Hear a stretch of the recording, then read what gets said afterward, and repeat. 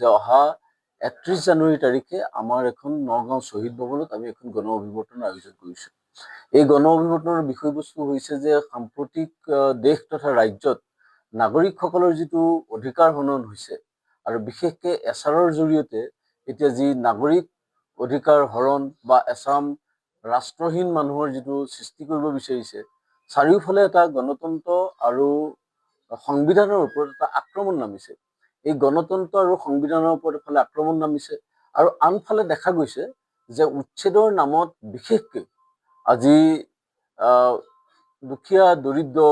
ৰাইজক উচ্ছেদ কৰিছে আৰু এই উচ্ছেদৰ অন্তৰালত আছে যে কৰ্পৰেটক ভূমি দিবৰ কাৰণে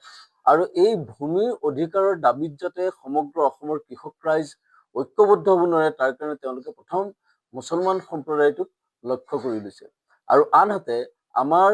যিজন মুখ্যমন্ত্ৰী হিমন্ত বিশ্ব শৰ্মা ডাঙৰীয়া আমাৰ বিধানসভাৰ এই আইনসভাৰ মুৰব্বী আৰু মুৰব্বী হৈ তেখেতে ভাৰতৰ সংবিধানৰ স্বীকৃতিপ্ৰাপ্ত ৫টা ধৰ্মৰ বিশেষকৈ এটা ধৰ্ম মুছলমানসকলৰ ওপৰত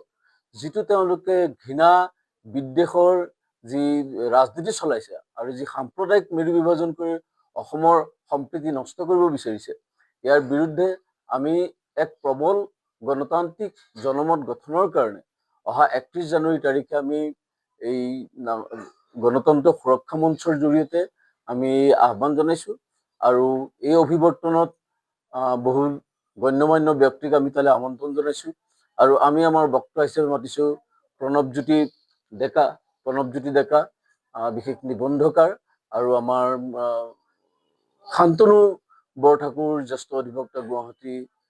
উচ্চ ন্যায়ালয়, আমি তেওঁলোকক আমন্ত্ৰণ জনাইছোঁ আৰু আমি আশা ৰাখিছোঁ যে এই মিডিয়াৰ জৰিয়তে আপোনালোকৰ জৰিয়তে আমি এই কথা জিলাবাসী তথা অসমবাসীৰ ওচৰত এই কথা লৈ যাব বিচাৰিছোঁ যে সাম্প্ৰতিক অসমৰ যিটো পৰিস্থিতি, এই পৰিস্থিতিত যি গণতন্ত্ৰ আৰু সংবিধানৰ ওপৰত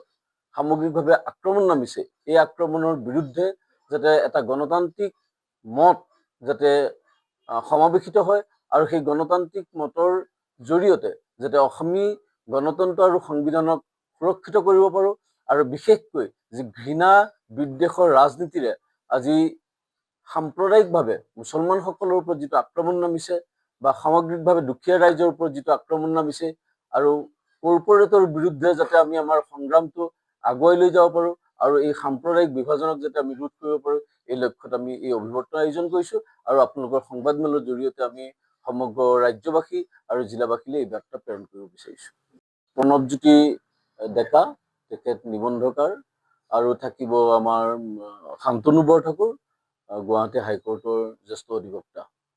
তেখেতলোক দুজন উপস্থিত থাকিব।